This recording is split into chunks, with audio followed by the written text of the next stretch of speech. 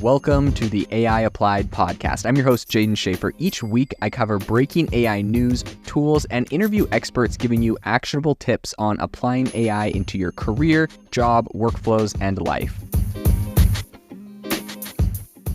Make sure that you go to AIbox.ai, link in the show notes, to join the waitlist for our new AI platform. We're going to be launching an incredible platform that allows you to build anything you want with workflows in AI. So you're able to chain together ChatGPT and image generators and audio generators to make really powerful apps for your organization, or you can host them on our marketplace and actually generate royalties from them. So make sure to go to AIbox.ai and join the waitlist. In addition, if you like the podcast, if you could do me a massive favor and please leave us a review on Apple or Spotify or wherever you listen to your podcast. This helps me be able to get better guests on here as they check the reviews to see how you guys are liking it. So if you could please do that, I would really appreciate it. Welcome to the ChatGPT podcast. I'm your host, Jaden Schaefer. Today on the podcast, we are going to be talking about some of the contributions to AI that Elon Musk has made, some of the things he said in the past, some of the things that I think were right and wrong, and also some big announcements he has made out of several of his big companies, Tesla and X.AI,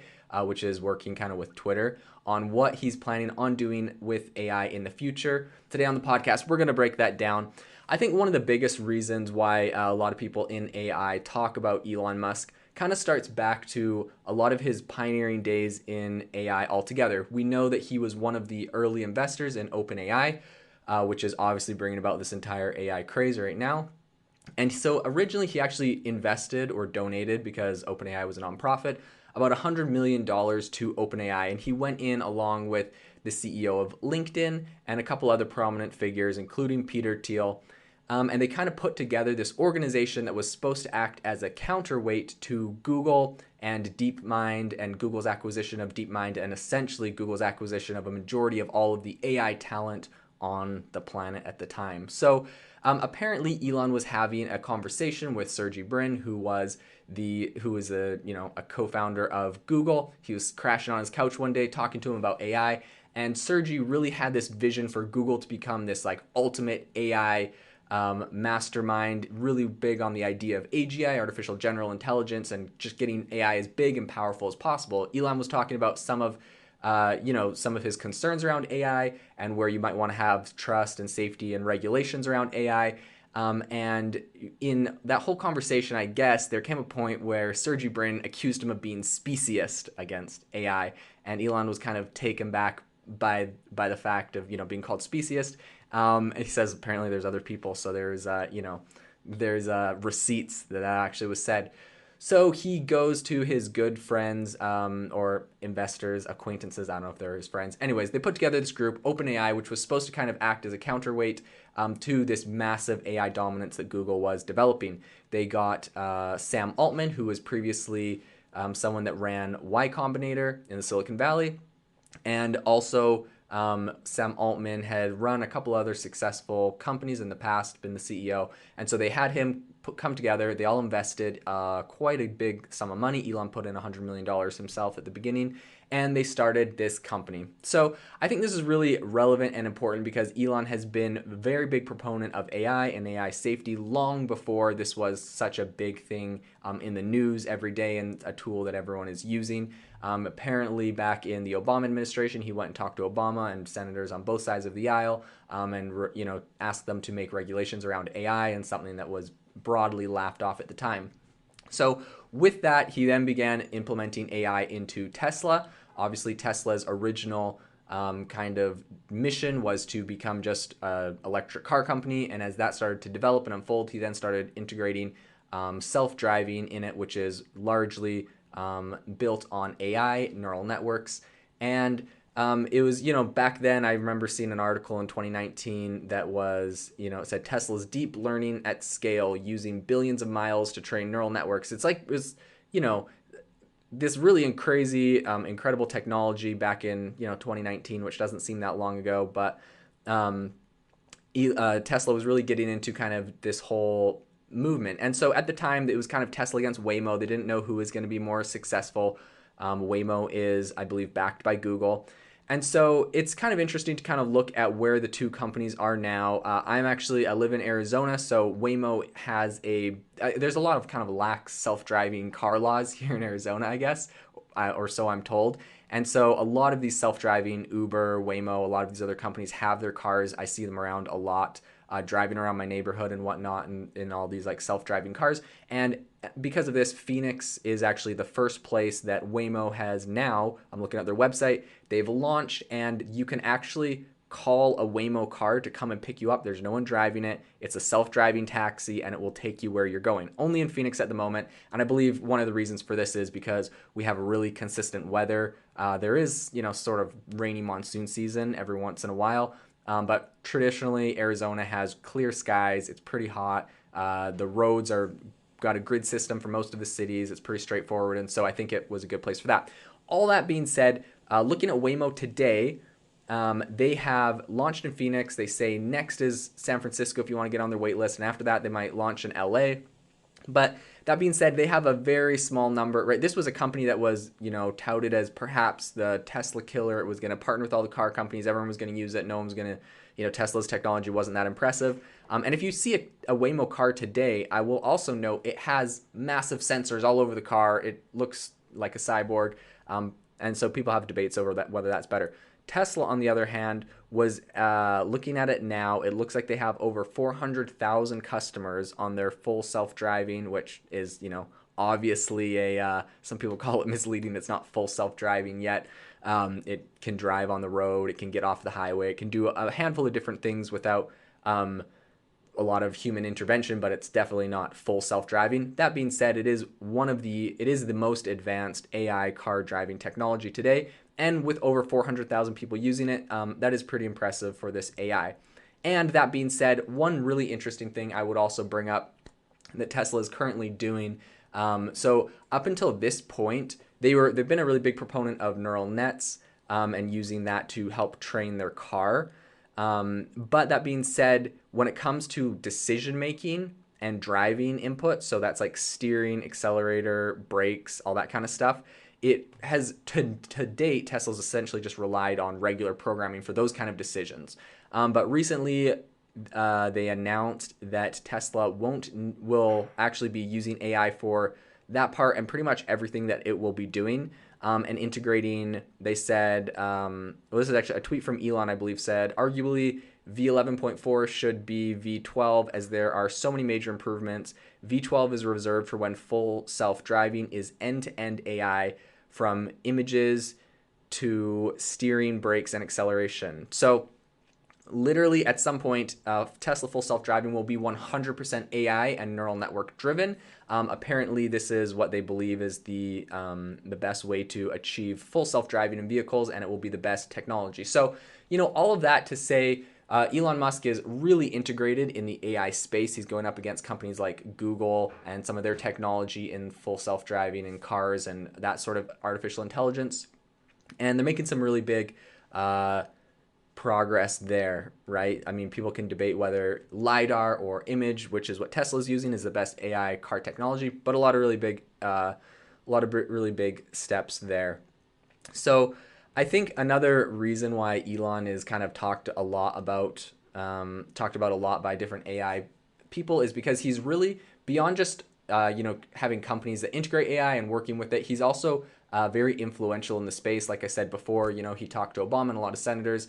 His connections there, really, he's one of the big spokespersons that are actually going and talking to politicians and regulators about this technology and some of the fears he has around it and trying to come up with solutions. Even just recently, I believe a few weeks ago, he went and spoke with with Senate Majority Leader Chuck Schumer about AI and about really making sure that America can stay ahead of China, for example, on that sort of technological advancement, and making sure that AI is safe and there's safeguards set in place. So I believe that's another reason why he is kind of touted. Now, one reason that I think is just, it kind of just like creeps me out, to be honest, but is a really big advancement in AI that Elon is quite focused on and integrated in as well, is Neuralink. So For those that don't know, and I'm sure a lot of people do, but Neuralink is essentially a computer chip that they are working on implanting directly into people's brains. And when I first heard of this, I was like, man, this is such a like.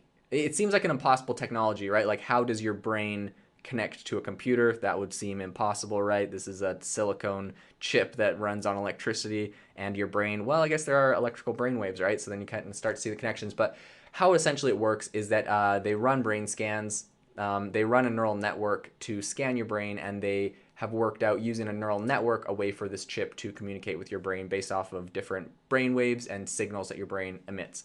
In any case, all of this sounds horribly dystopian and very, I would just say, like, I don't know, it sounds like just gross to me. I don't want a chip in my brain. That being said, I guess the original launch and plan for this product is for paraplegics, people that have disabilities, people that are missing limbs, people that have different disabilities, to be able to have this so that they can communicate and do a lot of different things that were before impossible. And so, putting it in that light, obviously, if there is a solution for those people and this is something they want, I definitely think that this could be something that is very helpful. Would I personally want a chip implanted in my brain? No, but if someone I lost my arm and I would like to be able to put a new arm on and be able to communicate it with my brain, yeah, I would actually consider it in that case. So I do understand. I do understand where that's going. That being said, he gets a lot of criticism for this, and I think rightly so. This is definitely an area that you would want to have a lot of scrutiny. He recently tweeted, "We are now confident that the Neuralink device is ready for humans, so timing is a function of working through the FDA approval process." To which Jordan Peterson replied, "Elon, I hope you know what you are doing," and obviously, a little bit of concern there. This was back in November, and he said, Compared to AI, progress with Neuralink will be slow and easy to assess as there is large regulatory apparatus approving medical devices. There's no regulatory oversight of AI, which is a major problem. I've been calling for AI safety regulation for over a decade. So obviously, even with the AI integrated into Neuralink and that tool in particular, Elon is really bringing up the fact that the device isn't necessarily what's the scary part. The scary part is the regulatory oversight that is needed in AI. And the reason I bring this up is because I believe Neuralink and other devices that inevitably, if this is successful, will come after it, will be integrating AI. Like, let's be honest, it's a matter of time. If people are able to implant a chip in their brain and become smarter and more effective at whatever they do because of AI, then inevitably they are definitely going to do it, and people that don't are going to be at a disadvantage. And I can imagine a horribly dystopian world where if you don't get the latest Neuralink update, you are going to have an IQ of half that of the next person, and you won't be able to function at the same level, and there'll be these disadvantages, yada yada, and maybe there'll be like financial or wealth disparities. Richer people will get better ones. Actually, not maybe, definitely that will be a case. In any case, this sounds horribly dystopian and not like a world I would like to live in. So I think I would obviously urge the utmost caution with these devices and the direction and really thinking about where we want to go as a society, with all that being said. So that is something that Elon is very actively involved in. The last thing I wanted to bring up as just some different areas that Elon Musk is involved in AI, why he is important in the space and pretty relevant. You'll hear me mention him on the show from time to time, is because he is now starting something called X.AI. So there's not a lot we know exactly about what X.AI is and everything it will be doing, but there is a list that Forbes put together that I thought was pretty interesting, that gives you some hints and ideas at where the company is going, and I'll break down why these are important and relevant in a second. But the first thing is, it's incorporated in Nevada in March, so this is pretty new, and this is the same place where Twitter's parent, X Corp, is registered. So obviously, it would appear that there's going to be an overlap between X.AI and X Corp. So I would say what's interesting, Elon is listed as a sole director on the filing, and Jared Birchall is listed as the secretary. So he is also the CEO of Neuralink, which is very interesting, and he's served on the board of the Boring Company, Elon Musk's tunneling company, and he's also helped with Elon Musk's family office and a bunch of different areas. So they're obviously pretty integrated. The other thing we know about it is that Igor Bushkin is a Silicon Valley AI senior research engineer from Google's company DeepMind, and he has also been hired to head the efforts of this new corporation. So obviously Elon is hiring some people with really deep integrations into the AI space, a lot of talent. Babushkin worked at OpenAI during the pandemic, and prior to that, he was part of the DeepMind London team. So he also interned at the Reserved International Research Institute, the Revered International Research Institute, which is CERN in Geneva, Switzerland. The other thing we know is that DeepMind engineer Manuel Crois is another key player in this. He co-authored the 2021, the famous DeepMind paper, which was Launchpad, a programming model for distributed machine learning research. A lot of people are speculating that Elon is planning on using Twitter data to help train X.AI's large language model. It is a massive amount of data on there with current events and a lot of really key people, a lot of important decision makers. And so it could be a very powerful tool for language learning. And it might help offset the fact that he bought it for, 40 billion and it's now only worth 20 billion. So, that would inevitably be a good way. He may be looking to recoup some of his costs there. And this is also interesting because back in December, Elon tweeted that he learned OpenAI had access to Twitter's database for training, and he put that on pause, I'm assuming because he wanted to launch some sort of competitor. But at the time, he put that on pause and said that, they weren't able to access it. But up until that point, they had it. So that is obviously a lot of data. Another interesting point is that Elon recently purchased roughly 10,000 GPUs, which are typically used for large language models. And he purchased those for Twitter, which is not for Tesla, who, has a lot of AI technology and training stuff. So in a recent Twitter Spaces with BBC last week, where I believe more than 3 million people listened, Elon neither confirmed nor denied the report that he was going to be using those to start a company based on Twitter data. Instead, he said that Tesla and Twitter are buying GPUs like all other companies and gave a shout out to Tesla's Dojo supercomputer platform, which he said has a lot of potential. So he isn't really making any announcements with this, but still 10,000 GPUs, it is significant. And you would, I guess he doesn't really want to toot his own horn before he gets into it. Maybe they try to build something and it's not compatible, or it's not comparable, I guess I should say, to ChatGPT, and so he would be afraid of launching that. But in any case, I think one problem that Musk is going to face is just the massive amount of electricity and water that these models are using. I talked about it in a recent episode, but AI uses a ton of water, and right now he's got his companies based out of Texas and Nevada who do not have massive bodies of water, and so that is going to be an interesting area that he will be struggling with. So to fund X.AI, the company authorized 100 million shares for sale, and it is getting interest from SpaceX and Tesla investors. So the more powerful the AI models and the more expensive this is obviously going to cost. I recently talked on a podcast about the fact that OpenAI estimated its 2022 losses to be around $544 million. So this is obviously a very expensive area that you could spend a lot of money on. So all that being said, it's going to be really interesting to see what is announced out of X.AI, what Elon Musk plans on doing with all of the data. I think it's important to note that Sam Altman, who is the CEO of Open.ai, he actually used to be the CEO of Reddit, which is one of the massive, they took the entire site of Reddit and fed it into OpenAI. And now Reddit is saying, hey, we're going to charge if anyone wants to use our data. OpenAI, if you want to use our data, you got to pay us for it. But I'm assuming because he was the CEO, he worked out a deal at the head of OpenAI to get that content for free. So it's going to be interesting to see what happens there. But inevitably, having access to all of the content at Twitter like Elon does is going to be a very valuable asset. Obviously something OpenAI had at one point, does not have anymore. So it's going to be interesting to see what Elon continues to do in the future, what role he plays in the trust and safety in AI, in helping push forward regulation and help warning people about kind of some of the dystopian effects of AI in the future. This is something he's been talking about for over a decade, so it will be interesting to see what are some of the areas that he got right, and hopefully some of the areas he can help push for progress forward in the right direction. So it's definitely going to be an area we're watching out for. Again, a really big shout out to all the people on our Facebook group for bringing up this topic and having some really great, insightful conversations around AI and some of the things that are happening out of some of these companies founded by Elon Musk. So thanks so much for listening to the podcast.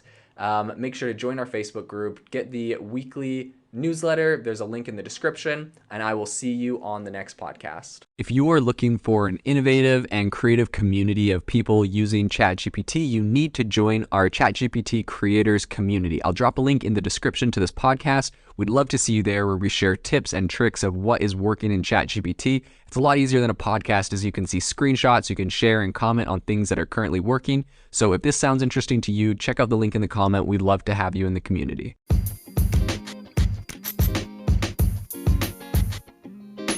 Thank you for tuning in to the AI Applied podcast. Make sure to rate this wherever you listen to your podcasts, and have a fantastic rest of your day.